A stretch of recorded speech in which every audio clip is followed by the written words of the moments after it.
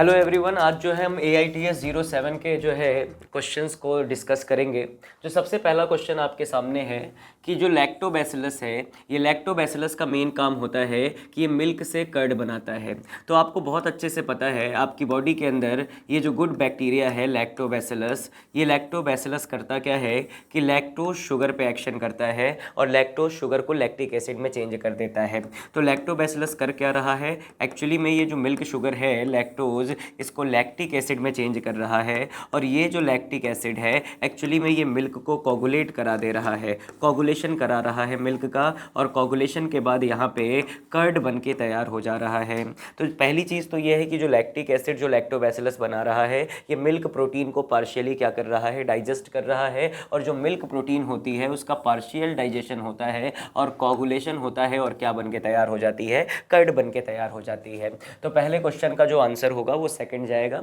इसके अलावा अगले क्वेश्चन की तरफ चलते हैं। अगला क्वेश्चन भी हमारा चीज़ से रिलेटेड है। देखिए आपकी एनसीईआरटी कह रही है कि चीज़ जो है one of the oldest food item है। और बात यह है कि आपने देखा होगा कि जब घरों में क्या है दूध फट जाता है तो उससे हम पनीर बना लेते हैं, दैट इज़ अनराइप्ड चीज़ जिसे हम कहते हैं कॉटेज चीज़। और उस अनराइप्ड चीज़ को अलग अलग माइक्रोब से आप क्या कर रहे हैं, राइपनिंग करा रहे हैं। तो एक स्पेशल टाइप का माइक्रोब है जिसका नाम है प्रोपियोनी बैक्टीरियम सरमानी। ये यूज़ किया जाता है किसके लिए, राइपनिंग ऑफ स्विस चीज़ के लिए। तो मैंने कहा स्विस चीज़ की राइपनिंग के लिए हम किसका इस्तेमाल कर रहे हैं, तो एक बैक्टीरिया का इस्तेमाल कर रहे हैं, और इस बैक्टीरिया का नाम है प्रोपियोनी बैक्टीरियम सरमानी। तो ये बात क्लियर हो जाती है। अगले क्वेश्चन की तरफ चलते हैं। 153, देखिए 153 नंबर जो क्वेश्चन है, 153 नंबर, इसमें क्वेश्चन ये पूछ रहा है कि कौन सा माइक्रो ऑर्गेनिज्म है जो कि सिट्रिक एसिड के प्रोडक्शन में यूज़ होता है। देखिए मैं आपको क्लियर कर दूं कि जनरली जो एस्परजिलस नाइजर है ये एक फंजाई है, और ये फंजाई जो है सिट्रिक एसिड बनाने में यूज़ होता है। आपको पता है राइजोपस क्या है, एक मॉल्ड है। पेनिसिलियम नोटेटम आपको पता है, और ये साइट्रिनम जो है जनरली लैक्टोबैसिलस की बात कर ले जैसे कि, तो ये सारे जो है, ये जैसे लैक्टोबैसिलस का आपने नाम सुना था कि जनरली ये कर्ड बनाने में यूज़ होता है। लेकिन यहाँ पे मेनली अगर आपको पता होना चाहिए कि जो माइक्रोब्स जो है ऑर्गेनिक एसिड बनाने में यूज़ हो रहा है सिट्रिक एसिड, उसका नाम है एस्परजिलस नाइजर। अब देखें एक बात और समझें, कुछ और नाम है जैसे सिट्रिक एसिड के अलावा अगर हम बात करें तो लैक्टिक एसिड आपको किससे मिल गया, लैक्टोबैसिलस से मिल गया। इसके अलावा एसिटिक एसिड आपको मिलता है एसिटोबैक्टर एसिटाई से मिलता है। और दूसरा एसिटिक एसिड के अलावा अगर हम लोग बात करें ब्यूटायरिक एसिड, तो ब्यूटायरिक एसिड जो है कोलोस्ट्रीडियम ब्यूटाइलिकम से मिलता है। तो ये दो चीज़ें हैं कुछ ऑर्गेनिक एसिड जो आपकी एनसीईआरटी में दिए हैं। तो सिट्रिक एसिड आपको कहाँ से मिलेगा, एस्परजिलस नाइजर से। चलिए अगले क्वेश्चन की तरफ चलते हैं। अगला क्वेश्चन जो है 154 नंबर, इसमें बोल रहा है कि जो मोलस्कस परप्यूरियस है, हालांकि ये एक ईस्ट है आपको पता है, और इससे जो है एक ऐसा केमिकल प्रोड्यूस किया जाता है जो ब्लड के कोलेस्ट्रॉल को क्या करता है, कम करता है, और इस केमिकल का नाम है स्टैटिन। देखिए ये जो बायो एक्टिव केमिकल है जिसे आप क्या कह रहे हैं, स्टैटिन कह रहे हैं, ये स्टैटिन करता क्या है कि ये कॉम्पिटिटिव इनहिबिशन करता है। कॉम्पिटिटिव इनहिबिशन की मदद से ये स्टैटिन करता क्या है, कॉम्पिटिटिव इनहिबिशन की मदद से उस एंजाइम को सप्रेस कर देता है जो किसके लिए जिम्मेदार है, कोलेस्ट्रॉल सिंथेसिस के लिए। तो मैंने ये कहा है कि कोलेस्ट्रॉल की सिंथेसिस के लिए जो एंजाइम रिस्पॉन्सिबल है, इस एंजाइम के लिए स्टैटिन किसका काम करता है, इनहिबिटर का। जब ये एंजाइम इनहिबिट हो जाएगा जिससे कोलेस्ट्रॉल नहीं बन पाएगा और फाइनली कोलेस्ट्रॉल का लेवल आपके ब्लड में कम होने लगेगा। मतलब ये ब्लड कोलेस्ट्रॉल लोअरिंग एजेंट की तरह काम करते हैं स्टैटिन्स, जो कि आपको कहाँ से मिल रहा है, मोलस्कस से मिल रहा है। चलिए अगले क्वेश्चन की तरफ चलते हैं। अगला क्वेश्चन जो है वो है स्ट्रेप्टोकाइनेज। देखिए मैं आपको बता दूं होता क्या है कि जब मैं स्ट्रेप्टोकाइनेज की बात करता हूं तो ये एक माइक्रोब से ऑब्टेन किया जाता है, और इस माइक्रोब का नाम है स्ट्रेप्टोकोकस। देखिए स्ट्रेप्टोकोकस से आपको स्ट्रेप्टोकाइनेज मिल रहा है, और ये क्लॉट बस्टर है। होता क्या है कि मायोकार्डियल इन्फेक्शन के जो पेशेंट होते हैं, खासकर हार्ट अटैक की बात करें तो उस समय क्या होता है कि ब्लॉकेज हो जाता है। तो ब्लॉकेज का मेन कारण ये इंट्रावेस्कुलर क्लॉट बन जाते हैं। तो इंट्रावेस्कुलर क्लॉट को डिसॉल्व करने के लिए एक क्लॉट बस्टर के रूप में इस एंजाइम को इस्तेमाल किया जाता है जो कि स्ट्रेप्टोकोकस से मिल रहा है। चलिए 155 के बाद जो है अगले क्वेश्चन की तरफ चलते हैं। 156 को आप देखेंगे। देखिए 156 में बोल रहा है कि कुछ बायो एक्टिव केमिकल हैं जैसे कि साइक्लोस्पोरिन ए। देखिए साइक्लोस्पोरिन ए जो है ये एक फंगस से निकाला जाता है और इस फंगस का नाम है ट्राइकोडर्मा पॉलीस्पोरम। और आपको बहुत अच्छे से पता है कि ये जो फंगस है ट्राइकोडर्मा पॉलीस्पोरम ये करता क्या है कि जनरली एक केमिकल रिलीज कर रहा है जिसका नाम है साइक्लोस्पोरिन ए। और आपको पता है कि ये जो साइक्लोस्पोरिन ए है ये एक इम्यूनो सप्रेसिव ड्रग है। साइक्लोस्पोरिन ए क्या है, एक इम्यूनो सप्रेसिव ड्रग है। तो जाहिर सी बात है ऑर्गन ट्रांसप्लांटेशन के टाइम पे आप देखते हैं कि एक इशू होता है कि हमारी बॉडी हो सकता है उस ऑर्गन को एक्सेप्ट ना करे और हमारा इम्यून सिस्टम उस ऑर्गन को रिजेक्ट कर दे। मतलब ग्राफ्टेड पार्ट रिजेक्ट हो सकते हैं, तो वो रिजेक्ट ना हो तो ग्राफ्ट रिजेक्शन को रोकने के लिए हम इम्यून सिस्टम को सप्रेस करते हैं। और आपको पता है जो इम्यून सिस्टम को हम सप्रेस करते हैं बेसिकली वो कौन सा है, जनरली CMI है। और CMI ही रिस्पॉन्सिबल होता है ग्राफ्ट रिजेक्शन के लिए। तो आप साइक्लोस्पोरिन ए ऐसे पेशेंट को देंगे जो ऑर्गन ट्रांसप्लांटेशन कराए हुए हैं, जिनको इम्यून सिस्टम को क्या करना है, सप्रेस करना है ग्राफ्ट रिजेक्शन को रोकने के लिए। तो ऑर्गन ट्रांसप्लांटेशन के पेशेंट को ये बायोएक्टिव केमिकल दिया जाएगा। चलिए अगले क्वेश्चन की तरफ चलते हैं। अगला क्वेश्चन है 157। देखिए 157 क्वेश्चन में पहली चीज़ तो ये कह दिया है कि एक फंगस है और इस फंगस का हमें साइंटिफिक नेम बताना है जो साइक्लोस्पोरिन ए रिलीज़ करता है। तो इसका मतलब बात साफ है कि साइक्लोस्पोरिन ए आता है ट्राइकोडर्मा फंगस से, ट्राइकोडर्मा पॉलीस्पोरम से आता है। दूसरा मेडिकल एप्लीकेशन आपको पता है ये इम्यूनो सप्रेसिव ड्रग है, तो ये इम्यून सिस्टम को क्या करेगा, सप्रेस कर रहा है। तो ये इसका मेडिकल एप्लीकेशन हो गया कि ये इम्यूनो सप्रेसिव ड्रग की तरह काम करता है। दूसरा कह रहा है कि ये सी वाला क्या है, एक्चुअली में ये ईस्ट है, ये ईस्ट है जिसका नाम है मोनोस्कस परप्यूरियस। और इस ईस्ट से जो स्टैटिन बनता है ये स्टैटिन ब्लड में कोलेस्ट्रॉल को क्या करता है, कम करता है। ब्लड कोलेस्ट्रॉल लोअरिंग एजेंट की तरह काम कर रहा है। तो आप मैच कर लीजिए, जो ए वाला है वो ट्राइकोडर्मा होगा और जो यहाँ पे बी वाला है वो उसका मेडिकल फंक्शन हो गया जिसे कहते हैं इम्यूनोसप्रेसिव एजेंट, और सी वाला जो है वो ईस्ट है और डी वाला लोअरिंग ऑफ ब्लड कोलेस्ट्रॉल। तो पहला आंसर हमें सही मिल जाता है। चलिए अगले क्वेश्चन की तरफ चलते हैं 158 की तरफ। 158 की तरफ जब आप आएंगे तो आपको पता चलेगा सीवेज ट्रीटमेंट का क्वेश्चन है। आपको पता है सीवेज वाटर को हम ट्रीट करते हैं। सीवेज का मतलब जो म्यूनिसिपैलिटी वेस्ट वाटर होता है, जो हमारे घरों से कचरा निकल रहा है, ये जो नाले का पानी है ये सीवेज है। ज़रा सोच के देखिए अगर इस सीवेज वाटर को अगर हम डायरेक्टली ड्रेन कर दें रिवर्स के अंदर या वाटर बॉडीज़ के अंदर, तो ऐसे केस में होगा क्या कि जो वाटर बॉडीज़ हैं वो पॉल्यूट हो जाएंगी और इससे वाटर बॉर्न डिजीजेस बढ़ जाएंगी। तो क्यों ना कि सीवेज वाटर को पहले ट्रीट किया जाए। ट्रीट का मतलब होता है कि पहले उसे लेस पॉल्यूट बनाया जाए, उसके BOD को कम किया जाए और फाइनली फिर उसको रिलीज़ किया जाए, कहाँ पे, डिस्पोज किया जाए वाटर बॉडीज़ में, जिससे वाटर पॉल्यूशन को रोका जा सकता है। अब सीवेज वाटर को दो तरीके से ट्रीट करते हैं। पहला ट्रीटमेंट होता है फिजिकल ट्रीटमेंट और फिजिकल ट्रीटमेंट को कहते हैं प्राइमरी ट्रीटमेंट। और जो दूसरा ट्रीटमेंट होता है जिसमें हम बायोलॉजिकल माइक्रोब्स का यूज़ करते हैं वो कहलाएगा बायोलॉजिकल ट्रीटमेंट। तो secondary treatment is called biological, लेकिन primary treatment is called physical. देखिए कभी कभी प्राइमरी और सेकेंडरी ट्रीटमेंट के बाद ऐसा होता है कि वो पानी बस हम रिवर में डिस्पोज कर सकते हैं लेकिन वो पीने लायक नहीं हुआ है, उसे पीने लायक बनाना है तो टर्शियरी ट्रीटमेंट की तरफ जाना पड़ता है जहाँ हम क्लोरीन और डिसइंफेक्टेंट का यूज़ करते हैं। That is a chemical process, उसमें हम केमिकल्स का यूज़ कर रहे हैं, वो टर्शियरी ट्रीटमेंट की तरफ आएगा। हालांकि टर्शियरी से हमें कोई मतलब नहीं है, हमें प्राइमरी और सेकेंडरी की ही बात करनी है। चलते हैं अगले क्वेश्चन की तरफ। अगला है 159। देखेंगे 159 क्वेश्चन की जब आप बात करते हैं तो यहाँ पे बोला गया है कि देखिए हमारी जो मेजर रिवर्स हैं, खासकर मैं गंगा और यमुना की बात कर रहा हूँ, तो गंगा को बचाने के लिए जो है गंगा एक्शन प्लान लॉन्च किया गया है, इनिशिएट किया गया है, और यमुना को बचाने के लिए यमुना एक्शन प्लान। और ये प्रोग्राम स्टार्ट किया है ministry of environment and forest ने। तो आपकी NCERT कह रही है कि जो ये ministry of environment and forest है इन्होंने कुछ ऐसे इनिशिएटिव्स लिए हैं ताकि हम अपने मेजर रिवर्स को जो कंट्री की हैं उन्हें वाटर पॉल्यूशन से सेव कर सकें। उसमें से एक गंगा के लिए और एक यमुना के लिए Ganga action plan and Yamuna action plan. ठीक है, तो अगले क्वेश्चन की तरफ चलते हैं। अगला क्वेश्चन 160 आप देखेंगे।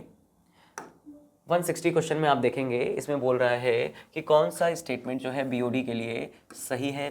तो सही का मतलब ये है, पहला देखते हैं, ग्रेटर द BOD, मतलब BOD यानी बायोलॉजिकल ऑक्सीजन डिमांड अगर क्या होगी, ज़्यादा होगी, तो मोर इट्स पॉल्यूटिंग पोटेंशियल। सही बात है। देखिए भाई साहब, अगर किसी भी वाटर बॉडीज़ में ऑर्गेनिक मैटर ज़्यादा है तो ऑर्गेनिक मैटर ज़्यादा है तो जाहिर सी बात है उसको डीकम्पोज करने के लिए, ज़रा सोच के देखिए, हम लोगों ने सेकेंडरी ट्रीटमेंट देखा था और सेकेंडरी ट्रीटमेंट बायोलॉजिकल था जहाँ हम एरोबिक माइक्रोब्स का यूज़ कर रहे हैं। अब ये एरोबिक माइक्रोब्स क्या करते हैं, इस ऑर्गेनिक मैटर को डीकम्पोज करते हैं और इस ऑर्गेनिक मैटर को डीकम्पोज करते हैं ताकि धीरे धीरे ऑर्गेनिक मैटर कम होने लगे।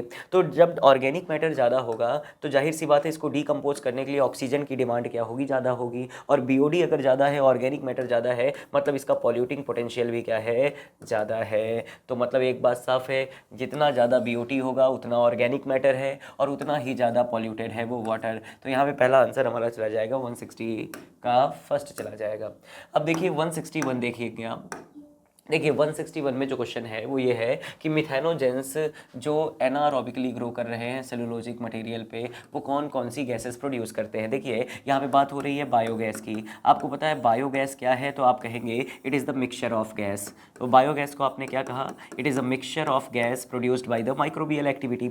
माइक्रोबियल एक्टिविटी की वजह से कुछ एनारोबिक माइक्रोब्स हैं, उनकी एक्टिविटी की वजह से कुछ मिक्सचर ऑफ गैसेस प्रोड्यूस होती हैं और ये मिक्सचर ऑफ गैसेस जो है इसी को आप क्या कहते हैं, बायोगैस कहते हैं। अब इसके जो मेजर कंपोनेंट है, इसमें जो प्री डोमिनेंट गैस है वो तो मीथेन है, मीथेन होगा, उसके बाद इसमें CO2 होगा, CO2 के अलावा हाइड्रोजन होगा, नाइट्रोजन होगा और H2S यानी हाइड्रोजन सल्फाइड होंगे। लेकिन ये तीनों ही ट्रेसेस में होते हैं, ये 50 to 70% हो सकता है, ये 20 to 30% हो सकता है। तो आप ये कह रहे हैं कि सेलुलोजिक मटेरियल पे ग्रो करने वाले मिथेनोजेंस कौन कौन से। देखिए भाई साहब, हाइड्रोजन तो होगा ही होगा, हमने यहाँ पे लिख दिया है, दूसरा कार्बन डाइऑक्साइड और मीथेन भी होगा, लेकिन ऑक्सीजन नहीं होती है बायोगैस में। तो आप कहिए A, C और D। तो ACD ऐसा ऑप्शन हमें ये वाला मिलता है। ठीक है, तो अगले क्वेश्चन की तरफ हम चलते हैं। 162 को आप जरा ध्यान से देखेंगे। 162 को आप देखते हैं तो यहाँ पे लिखा है कि जो मिथेनोजेनिक बैक्टीरिया जो कि प्रेजेंट होते हैं, कहाँ कहाँ प्रेजेंट होते हैं। देखिए मैंने पहले भी बताया था आपको कि जो मिथेनोजेंस है ये दो जगह मिलेंगे। एक तो मिथेनोजेंस या मिथेनोबैक्टीरियम कहिए। पहली चीज़ तो ये र्यूमन में मिलते हैं, कैटल के र्यूमेन में। आपको पता है कि जो कैटल होता है वो उसके र्यूमेन की बात करते हैं, मतलब स्टमक का एक छोटा सा पार्ट होता है जिसे आप कहते हैं र्यूमेन, वहाँ पे आपको क्या मिलेंगे, मिथेनोजेंस। और दूसरा मैंने आपको बताया था एनारोबिक स्लज डाइजेस्टर के अंदर, एनारोबिक स्लज डाइजेस्टर के अंदर आपको क्या मिलेंगे, ये मिल जाएंगे। तो देखिए पहली चीज़ तो एनारोबिक स्लज डाइजेस्टर के अंदर मिल सकते हैं, एनारोबिक स्लज में मिलेंगे। और दूसरा जो कैटल का र्यूमेन वाला भाग होता है, जो पार्ट ऑफ स्टमक है, वहाँ मिलेंगे। मतलब बोथ फर्स्ट एंड सेकंड यहाँ पे क्या हो जाएगा, करेक्ट हो जाएगा। चलिए अगले क्वेश्चन की तरफ चलते हैं। अगला क्वेश्चन आप देखेंगे 163 में आप देखेंगे, ये एक्चुअली में आपके एनसीईआरटी का डायग्राम है, बायोगैस का प्लांट दिखाया गया है। देखिए जो सी वाला है इसमें आप करते क्या हैं, इसमें आप जो गाय का गोबर होता है यानी काऊ डंग होता है, इस काऊ डंग को वाटर के साथ मिक्स करके डाल देते हैं। और जैसे ही काऊ डंग को वाटर के साथ मिक्स करके डालेंगे तो इस डाइजेस्टर के अंदर इस काऊ डंग को क्या किया जाएगा, डाइजेस्ट किया जाएगा मिथेनोजेंस के द्वारा। जैसे ही मिथेनोजेंस इस काऊ डंग को डिकम्पोज करेंगे तो यहाँ से कुछ गैसेस निकलेंगी और इन गैसेस को कलेक्ट किया जाएगा गैस होल्डर में। तो ये गैस होल्डर लगा रखा है, इन गैसेस को जैसे CH4 हो गया, CO2, ये सब निकली तो ये गैस होल्डर ने इन्हें कलेक्ट कर दिया और इन गैसेस को पाइपलाइन की मदद से नियर बाई हाउसेस में भेज दिया। ठीक है, और दूसरी चीज़ जो नीचे कचरा बच गया, डाइजेशन के बाद जो कचरा बच गया उसे कहेंगे स्लज। स्लज को हमने यहाँ पे भेज दिया, ये रहा स्लज, और इस स्लज को आगे जाके आप फर्टिलाइजर की तरह इस्तेमाल कर सकते हैं। तो ए वाला तो स्लज हो गया, बी वाला गैस होल्डर हो गया और सी वाला काऊ डंग और वाटर का मिक्सचर हो गया। तो देख लेते हैं, ए वाले को स्लज कहा है, ए वाले को स्लज कहा है, यहाँ पे भी सही है। बी वाला जो है आपका वो गैस होल्डर है जहाँ पे आप गैसेस को होल्ड करेंगे। और मेनली कौन कौन सी गैसेस होती हैं, तो आपको पता है मीथेन, कार्बन डाइऑक्साइड होती है, ऑक्सीजन होती नहीं है और इथाइलिन होती नहीं है। और इधर भी क्या दिया है कि जनरली अगर आप देखेंगे तो यहाँ पे ये ऑप्शन मैच करेगा। ये तीसरा देखते हैं, सी वाला जो है ये डंग का मिक्सचर होता है और किसका, वाटर का मिक्सचर होता है। तो ये आप देख सकते हैं सेकेंड ऑप्शन क्या हो जाएगा, करेक्ट हो जाएगा। चलिए आगे की तरफ चलते हैं। अगला क्वेश्चन 164 आप देख लें। देखिए 164 क्वेश्चन की अगर आप बात करेंगे तो यहाँ पे लिखा है कि कुछ माइक्रोब्स हैं जो कि बायो कंट्रोल एजेंट का काम करते हैं। मतलब बायोलॉजिकल मेथड से हम पेस्ट कंट्रोल कर रहे हैं और इसमें जो कैटरपिलर और बटरफ्लाई है इसको कंट्रोल करने के लिए एक बैक्टीरिया का यूज़ किया जाता है जिसका नाम है बैसिलस थ्यूरिंजिएंसिस नाम है। Bacillus thuringiensis। और आपको पता है कि ये बैसिलस thuringiensis एक्चुअली में अपने ग्रोथ स्टेज में कुछ टॉक्सिन्स बनाते हैं जो इनएक्टिवेटेड टॉक्सिन्स होते हैं, जिन्हें आप प्रोटोटॉक्सिन या बीटी टॉक्सिन कहते हैं। एक्चुअली में जैसे ही ये इंसेक्ट के गट में जाते हैं एल्केलाइन पीएच पे ये एक्टिवेट हो जाते हैं, क्योंकि ये क्रिस्टलाइन प्रोटीन्स होती हैं, और फाइनली एक्टिवेशन के बाद ये इंसेक्टिसाइडल एप्लीकेशन पे काम करते हैं और ये कैटरपिलर को कंट्रोल करने के लिए यूज़ किया जाता है। चलिए 164 का क्या हो गया, थर्ड हो गया। अगले क्वेश्चन की तरफ चलते हैं। अब देखिए एक और बायो कंट्रोल एजेंट आपके सामने है। ये जो बायो कंट्रोल एजेंट है इसका नाम है बैकेलोवायरस। बैकेलोवायरस एक्चुअली में कौन से जीनस से बिलोंग करता है, तो इसका जीनस आप देख लीजिए न्यूक्लियो पॉलीहेड्रोवायरस है। और एक्चुअली में ये क्या शो नहीं करता है, तो पहली चीज़ देखिएगा बैकेलोवायरस की खास बात ये है कि ये स्पेसीज स्पेसिफिक है। स्पेसीज स्पेसिफिक का मतलब आप समझेंगे कि ये प्लांट है कोई, और इस प्लांट पे मान लीजिए किसी ए इंसेक्ट का अटैक हो जाता है, बी का भी अटैक हो जाता है, सी का भी अटैक हो जाता है, लेकिन हुआ क्या कि बी और सी नुकसान नहीं पहुंचा रहे हैं प्लांट को। तो बी सी से कोई नुकसान नहीं पहुंच रहा है, प्लांट को नुकसान पहुंच रहा है ए से। तो जाहिर सी बात है हम ये चाहेंगे कि जो इकोलॉजिकल सेंसिटिव एरिया है जहाँ पे हमें बेनिफिशियल इंसेक्ट को कंजर्व करना है, डाइवर्सिटी को कंजर्व करना है इकोसिस्टम की स्टेबिलिटी के लिए, वहाँ हम चाहेंगे केवल ए को निपटाया जाए। तो ए को निपटाने के लिए आप एक target specific bio control agent का यूज़ करेंगे, और ये जो टारगेट स्पेसिफिक या species specific bio control agent है वो है बैकेलोवायरस। दूसरा, मैं आपको एक बात और क्लियर कर दूं।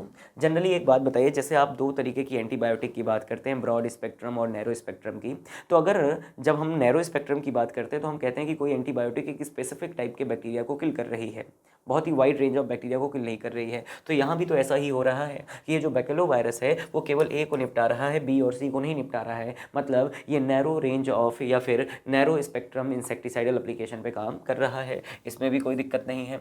दूसरा कह रहा है ये नॉन टारगेटेड पेस्ट को भी नुकसान पहुंचाता है। गलत बात है। अभी मैंने कहा कि अपना टारगेट मान लीजिए ए है तो केवल ए को ही नुकसान पहुंचाएगा, बी और सी को नहीं, नॉन टारगेटेड पेस्ट को कोई नुकसान नहीं पहुंचेगा। तो ये वाली बात क्या हो जाती है, गलत हो जाती है, और हमारा आंसर यही सही हो जाता है, क्योंकि ये बैकेलोवायरस ये चीज़ शो नहीं करेगा, वो टारगेट के लिए स्पेसिफिक है। चलिए अगला 166 इसी से रिलेटेड क्वेश्चन है बैकेलोवायरस से। देखिए बैकेलोवायरस को अभी मैंने बताया स्पेसीज स्पेसिफिक होगा, नैरो स्पेक्ट्रम पेस्टिसाइडल एप्लीकेशन पे काम करेगा। दूसरा स्पेसीज स्पेसिफिक होगा, ब्रॉड पे काम नहीं करेगा।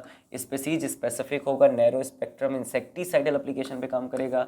और स्पेसीज स्पेसिफिक ब्रॉड गलत हो गया। तो देखिए मैंने अभी आपको बताया था कि बैकेलोवायरस जो है जनरली पैथोजेंस हैं, और ये पैथोजेंस है तो ये अटैक करते हैं इंसेक्ट पे या अदर ऑर्थोपोड पे। तो जाहिर सी बात है आप इसे पेस्टिसाइडल एप्लीकेशन की बात नहीं करेंगे, आप यहाँ पे इंसेक्टिसाइडल एप्लीकेशन पे ये काम करते हैं, वो भी नैरो स्पेक्ट्रम इंसेक्टिसाइडल एप्लीकेशन पे बेस्ड होता है बैकेलोवायरस। तो 166 का हमारा थर्ड हो जाएगा।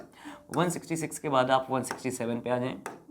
देखिए 167 वाला जो क्वेश्चन है ये पूछ रहा है कि पैडी फील्ड के अंदर इंपॉर्टेंट बायो फर्टिलाइजर। देखिए मैं आपको क्लियर कर दूं, पैडी फील्ड यानी राइस फील्ड की बात हो रही है, वहाँ पे साइनोबैक्टीरिया को as a important bio fertiliser use किया जाता है। खासकर पैडी फील्ड में हम बात करें, जैसे आप देख लें, आपने एजोला का नाम सुना होगा, इसी तरीके से आपने नॉस्टॉक ऑक्सीडिटोरिया का नाम सुना होगा, ये सब राइस फील्ड के अंदर बहुत इंपॉर्टेंट बायो फर्टिलाइजर माने जाते हैं। चलिए अगले क्वेश्चन की तरफ चलते हैं। 168 देखिए बहुत ही आसान क्वेश्चन है। क्वेश्चन ये पूछ रहा है कि जनरली जो मिल्क कर्ड में कन्वर्ट होता है, तो कर्ड के अंदर बहुत सारा, आपको पता है कर्ड के अंदर रिच होता है विटामिन B12। तो पहली चीज़ तो दही से आपको दो फायदे हैं। दही में एक तो गुड बैक्टीरिया है, और गुड बैक्टीरिया आपके गट में हार्मफुल माइक्रोब्स की ग्रोथ को रोक रहे हैं, ठीक है, नंबर 1। नंबर 2 ये है कि उसमें विटामिन B12 की क्वालिटी बड़ी अच्छी है, तो जाहिर सी बात है इससे आपकी न्यूट्रिशनल क्वालिटी बहुत इंप्रूव हो सकती है, और विटामिन B12 बहुत ज़रूरी है for the maturation of RBC, ठीक है। तो ये सारी चीज़ें आपको पता होनी चाहिए। तो इसका आंसर थर्ड हो जाएगा। आगे की तरफ चलते हैं, 169 देखते हैं। देखिए 169 जो है क्वेश्चन ये पूछ रहा है कि जब आप सीवेज वाटर को ट्रीट करते हैं तो ऐसे केस में लार्ज क्वांटिटी में स्लज जनरेट होता है, और ये जो स्लज है इनको फिर कौन से टैंक में भेजा जाता है। देखिए प्राइमरी ट्रीटमेंट के बाद जब सेकेंडरी ट्रीटमेंट होता है तो सेकेंडरी ट्रीटमेंट के दौरान जो माइक्रोब्स होते हैं जिन्हें हम फ्लॉक्स में ग्रो कर रहे हैं वो सेटल डाउन हो जाते हैं, और वो माइक्रोब्स बनाते हैं एक्टिवेटेड स्लज। अब ये जो स्लज हैं इनको फिर भेज देते हैं एक लार्ज टैंक में जिसे कहते हैं एनारोबिक स्लज डाइजेस्टर, और वहाँ पे बायोगैस बना दिया जाता है। तो इन एक्टिवेटेड स्लज को ट्रीट करने के लिए हम कहाँ भेजते हैं, एनारोबिक स्लज डाइजेस्टर में भेजते हैं। चलिए अगली चीज़ की बात करते हैं। अगला बहुत आसान क्वेश्चन है, आपके एनसीईआरटी एग्जाम्पलर का ही मैच द फॉलोइंग का क्वेश्चन है।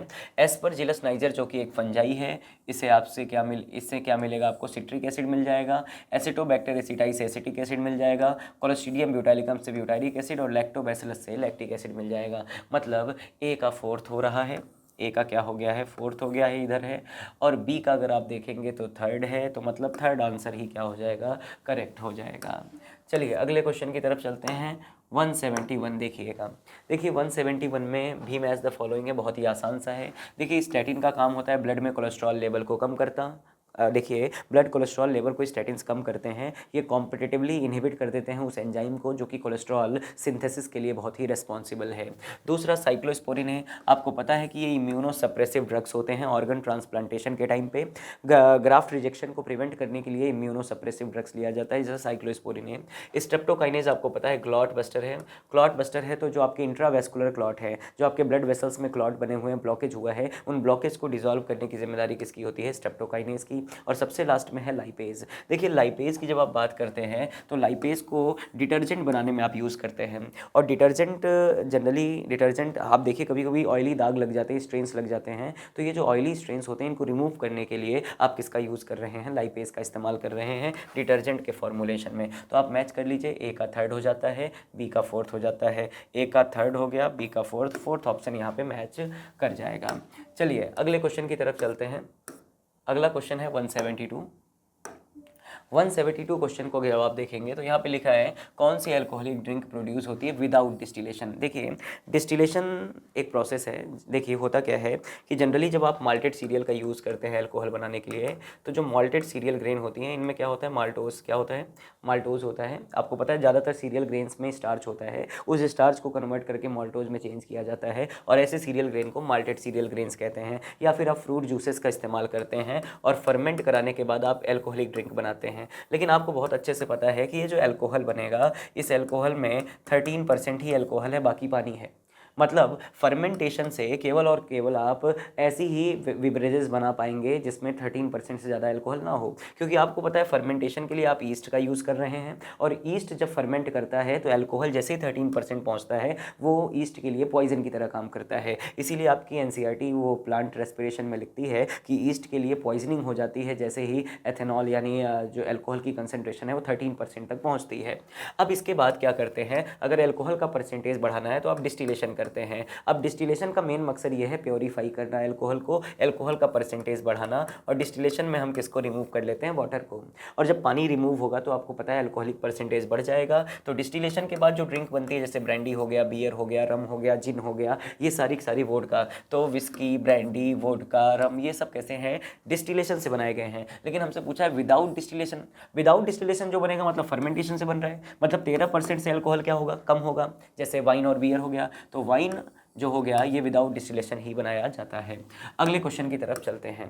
अगला क्वेश्चन आप देखेंगे 173 जब आप देखेंगे तो यहाँ पे लिखा है कि जो टेक्नोलॉजी है बायोगैस प्रोडक्शन की काऊ डंग से। देखिए काऊ डंग जो होता है आपको पता है उससे हम क्या बना रहे हैं, बायोगैस बना रहे हैं। ये जो टेक्नोलॉजी है इसको डेवलप की गई इंडिया में किसके प्रयासों की वजह से, तो एक तो है IARI जिसे कहते हैं इंडियन एग्रीकल्चरल रिसर्च इंस्टीट्यूट, दूसरा है KVIC khadi and village industrial commission. तो यहाँ पे देखिए ऐसा कुछ दिया है, हाँ बिल्कुल IARI दिया हुआ है, Indian agricultural research institute, and khadi and village industrial commission KVIC, मतलब थर्ड ऑप्शन यहाँ पे करेक्ट हो जाएगा। अगला देखेंगे 174। तो 174 में जब आप देखेंगे तो यहाँ क्वेश्चन ये है कि एक फ्री लिविंग फंगस है जिसका नाम है ट्राइकोडर्मा। क्या नाम है, देखिए ट्राइकोडर्मा की खास बात ये होती है कि जनरली ये अगर आप देखेंगे तो ट्राइकोडर्मा का मेन फंक्शन किस लिए है, तो मैं बताऊं कि बायोलॉजिकल कंट्रोल करता है प्लांट डिजीज़ के लिए। देखिए ट्राइकोडर्मा एक डोमिनेंट फंगस है, रूट इकोसिस्टम में पाया जाता है और डोमिनेंट फंगस है तो ये दूसरे जो पैथोजेनिक माइक्रोब्स हैं या जो पैथोजेनिक फंगस हैं उनके साथ कंपटीशन करता है और इस कंपटीशन में ट्राइकोडर्मा डोमिनेट कर जाता है, जिसकी वजह से ये ट्राइकोडर्मा आपको बहुत सारे प्लांट डिजीजेस से क्या कर रहा है, बचा रहा है। ठीक है ना, तो 174 का सेकंड हो गया। देखिए कैसे हम, मैं आपको एक बार समझा देता हूँ। जैसे ये रूट्स है, रूट की इकोसिस्टम में ही ट्राइकोडर्मा है। अब मान लीजिए कोई दूसरा फंगस ग्रो कर रहा है, तो दूसरा फंगस अगर ग्रो करेगा तो जाहिर सी बात है उस फंगस का ट्राइकोडर्मा के साथ फूड, शेल्टर, सबके लिए कंपटीशन होगा, और इस कंपटीशन में डोमिनेंट कौन होगा? ट्राइकोडर्मा होगा, जिससे पैथोजेनिक माइक्रोब्स की ग्रोथ नहीं हो पाएगी। तो 174 का सेकेंड हो गया। अगला देखिएगा 175। देखिए 175 की बात करेंगे तो इनकरेक्ट चूज करने के लिए बोला है। तो देखिए ट्राइकोडर्मा कह रहा है एसोसिएटेड होता है लेग्यूमिनस प्लांट की रूट के साथ। ये तो बिल्कुल ही गलत है, क्योंकि आपको पता है लेग्यूमिनस प्लांट की रूट के साथ सिम्बायोटिकली एसोसिएटेड होते हैं कौन? तो राइजोबियम एसोसिएटेड होते हैं। बाकी integrated pest management programme ecological sensitive area में अप्लाई किया जाता है। बिल्कुल भाई साहब, जरा आप सोच के देखिए, आप पेस्ट कंट्रोल के साथ साथ इंटीग्रेट कर रहे हैं पेस्ट मैनेजमेंट को, मतलब केवल पेस्ट को कंट्रोल ही नहीं कर रहे हैं, पेस्ट मैनेजमेंट भी कर रहे हैं। देखिए कुछ ऐसे एरियाज़ होते हैं जो इकोलॉजिकली सेंसिटिव होते हैं, जहाँ ऑलरेडी डाइवर्सिटी बहुत कम है, और वहाँ पे बेनिफिशियल इंसेक्ट को कंजर्व करने के लिए हमने यह प्रोग्राम एक लॉन्च करते हैं जिसे कहते हैं पेस्ट मैनेजमेंट प्रोग्राम, और इसको इंटीग्रेट किया जाता है किसके साथ? पेस्ट कंट्रोल के साथ। दूसरा जो स्लज बनता है, ये स्लज जो है बनता है बायोगैस प्रोडक्शन के दौरान। क्या हम इसे फर्टिलाइज़र की तरह यूज़ करते हैं? हाँ, अभी मैंने प्रीवियस क्वेश्चन में बताया था आपको कि जनरली जो वेस्ट बचता है, जो स्लज बचता है, उसको आप बायो फर्टिलाइज़र की तरह उसको फर्टिलाइज़र की तरह आप यूज़ कर सकते हैं। और बैकेलो वायरस जो है नैरो स्पेक्ट्रम इंसेक्टिसाइडल एप्लीकेशन पे बेस्ड है। तो तीनों स्टेटमेंट सही हैं, पहला वाला क्या हो गया? इनकरेक्ट हो गया। अब 176 आप देखेंगे, बहुत आसान क्वेश्चन है 176 कि मिथेनोजेंस क्या प्रोड्यूस नहीं करते हैं। देखिए मिथेनोजेंस बायोगैस बनाते हैं। बायोगैस में मैंने आपको बता दिया सब कुछ होता है लेकिन ऑक्सीजन नहीं होता है। ठीक है, चलिए अगला चलते हैं। अगला क्वेश्चन देखेंगे, बोल रहा है इसमें से कौन सा ऐसा प्लांट है that is used as bio fertiliser. देखिए बायो फर्टिलाइज़र के रूप में आप किसका यूज़ करते हैं? Which of the following plant. हालांकि यहाँ पे प्लांट नहीं होना चाहिए, एक्चुअली में माइक्रोब की बात हो रही है। तो यहाँ पे जो माइक्रोब बायो फर्टिलाइज़र के लिए यूज़ होगा वो होगा नॉस्टॉक। नॉस्टॉक हो गया, जो कि एक साइनो बैक्टीरिया है। इसके अलावा अगला क्वेश्चन 178 पे चलते हैं। देखिएगा 178 क्वेश्चन की जब आप बात करेंगे तो लेडी बर्ड कंट्रोल करती हैं किसको? आपको पता है एफिड्स को, बायो कंट्रोल एजेंट है। माइकोराइजा मतलब ग्लोमस जीनस के फंजाई बनाते हैं। बायो कंट्रोल एजेंट का काम यहाँ पे और कौन करेगा? तो आपको पता है ट्राइकोडर्मा। और बायोगैस किससे बनेगा? मिथेनोजन से। तो आप यहाँ देखेंगे ए का थर्ड हो जाता है, ए का थर्ड इधर भी है और इधर भी है। बी का अगर आप देखेंगे फोर्थ इधर है, मतलब सेकेंड ऑप्शन क्या हो जाता है? करेक्ट हो जाता है। अगले क्वेश्चन की तरफ चलेंगे। अगला क्वेश्चन है 179। देखिए 179 की जब आप बात करेंगे 179 क्वेश्चन की, तो यहाँ पे लिखा है कि करेक्ट ग्रुप बताना है जिसमें सारे बायो कंट्रोल एजेंट्स हों। देखिए बैसिलस थ्यूरिंजिएंसिस एक बायो कंट्रोल एजेंट है जो कैटरपिलर को कंट्रोल करता है। टोबैको मोज़ैक वायरस एक बायो कंट्रोल एजेंट नहीं है। दूसरा ट्राइकोडर्मा एक बायो कंट्रोल एजेंट है। बैकेलो वायरस भी है, बैसिलस थ्यूरिंजिएंसिस भी है। ठीक है, यहाँ पे ये दोनों, राइजोबियम नहीं है, एजोस्पेरिलम बायो कंट्रोल एजेंट नहीं है, ये बायो फर्टिलाइजर हैं। तो हमारा सेकंड ऑप्शन क्या हो जाएगा? करेक्ट हो जाएगा। अगला देखेंगे, अगला भी क्वेश्चन बहुत आसान है। इसमें से कौन सा ऐसा बायो कंट्रोल एजेंट है जो प्लांट डिजीजेस के ट्रीटमेंट में यूज़ हो रहा है? आपके एनसीईआरटी की लाइन है। जनरली जो ट्राइकोडर्मा होता है, ये ट्राइकोडर्मा आपके रूट इकोसिस्टम में प्रेजेंट है, जो कि आपको पैथोजेनिक इन्फेक्शन से बचा रहा है, रूट बॉर्न डिजीजेस से बचा रहा है। देखिए अगले स्टेटमेंट वाले कुछ क्वेश्चन हैं। स्टेटमेंट वाले क्वेश्चन बड़े आसान हैं, आप ध्यान से घबराइएगा नहीं, बहुत लेंदी लग रहे हैं लेकिन है नहीं, आसान है। सीवेज ट्रीटमेंट की जब आप बात करेंगे तो जब आप प्राइमरी स्लज ऑब्टेन करते हैं तो प्राइमरी स्लज कैसे बनता है? सीक्वेंशियल फिल्ट्रेशन और सेडिमेंटेशन। देखिए प्राइमरी ट्रीटमेंट में दो स्टेप मैंने आपको बताए हैं, एक तो सीक्वेंशियल फिल्ट्रेशन और एक सेडिमेंटेशन। और इन दोनों चीज़ों के बाद जो भी चीज़ बच जाती है उसे आप क्या कहते हैं? स्लज कहते हैं। That is called primary sludge. तो ये बात तो ठीक है। दूसरा, methanogenic bacteria anaerobic sludge digester में मिलते हैं, ये भी बात सही है। मैंने कहा मिथेनोजेनिक बैक्टीरिया दो जगह मिलेंगे, एक तो एनारोबिक स्लज डाइजेस्टर में मिलेंगे और दूसरा कैटल के र्यूमेन में मिलते हैं। तो दोनों स्टेटमेंट यहाँ क्या है? करेक्ट है। चलिए अगले क्वेश्चन की तरफ चलते हैं। अगला क्वेश्चन क्या है? 182 आप देखेंगे। 182 जब आप देखेंगे तो यहाँ पे देखेंगे कर्डलिंग ऑफ मिल्क, मतलब दही बनाने में लैब का यूज़ किया जा रहा है और ये न्यूट्रिशनल क्वालिटी को बढ़ा देता है। विटामिन B12 बिल्कुल सही है, दही में विटामिन B12 है, आपको मिल रहा है।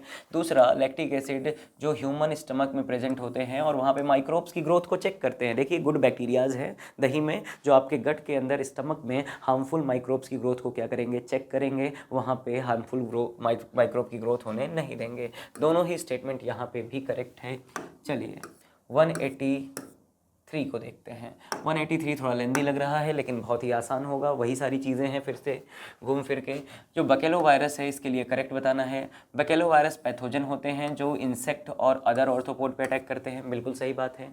इसमें से ज़्यादातर जो बायो कंट्रोल एजेंट हैं वो बिलोंग करते हैं मतलब बकेलो वायरस बिलोंग करता है न्यूक्लियो पॉलीहेड्रोवायरस जीनस से, और ये किसी भी प्लांट, किसी mammals, bird, fishes, even non targeted paste को भी नुकसान नहीं पहुंचाते हैं, एनसीईआरटी की लाइंस। और दूसरा, ये जो बैकेलो वायरस है ये इंटीग्रेटेड पेस्ट मैनेजमेंट प्रोग्राम में यूज़ होते हैं और इन बेनिफिशियल इंसेक्ट को कंजर्व करने के लिए। तो यहाँ पे सारे ही स्टेटमेंट क्या लग रहे हैं, सही लग रहे हैं। ऑल ऑफ दीज जो होगा वो करेक्ट आंसर होगा। 184 आप देखेंगे। देखिए 184 क्वेश्चन में क्या है कि बेनिफिट्स ऑफ माइकोराइजा आपको बताना है। देखिए माइकोराइजा एक्चुअली में क्या होते हैं कि कुछ फंगस होते हैं जो जीनस ग्लोमस से बिलोंग करते हैं और ये हायर प्लांट की रूट के साथ एसोसिएट होके एक एसोसिएशन बनाते हैं, दैट इज कॉल्ड माइकोराइजा। देखिए माइको का मतलब होता है फंगस और राइजा का मतलब रूट्स, मतलब ऐसे फंगस जो हायर प्लांट की रूट के साथ सिम्बायोटिकली एसोसिएटेड है, ऐसे एसोसिएशन को माइकोराइजा कहेंगे। देखिए ये माइकोराइजा करते क्या हैं, ये जो माइकोराइजा, ये जो फंगल एसोसिएशन है, जैसे मान लीजिए प्लांट है, इस प्लांट की रूट के साथ ये फंगस अटैच होंगे और ये रिलीज करते हैं H+। की वजह से होता क्या है कि इस इन्वायरमेंट में एसिडिक कंडीशन क्रिएट हो जाती है जिससे रूट बॉर्न पैथोजन की ग्रोथ नहीं हो पाती है, तो ये रूट बॉर्न पैथोजन को रेजिस्ट करते हैं। दूसरा, अब देखिए H+ है, OH के साथ जुड़ के क्या बना लेगा, वाटर, और वाटर बना लेगा तो पानी की कमी नहीं होगी तो सूखा भी नहीं पड़ेगा। तो आप देखिए resist tolerance to the drought, सूखा नहीं पड़ेगा। दूसरा, एब्जॉर्ब करते हैं फॉस्फोरस को। भाई साहब ये फंगस मिट्टी से फॉस्फोरस को एब्जॉर्ब करके प्लांट को क्या करते हैं, पास करते हैं। और साथ ही साथ जब देखिए सूखा नहीं पड़ेगा, जब रूट बॉर्न डिजीजेज नहीं होंगी, तो ऐसे केस में आप देखेंगे प्लांट की ओवरऑल ग्रोथ और डेवलपमेंट भी होगा। मतलब यहाँ पे सारी ही चीज़ें क्या हैं, सही हैं। All of these are the correct.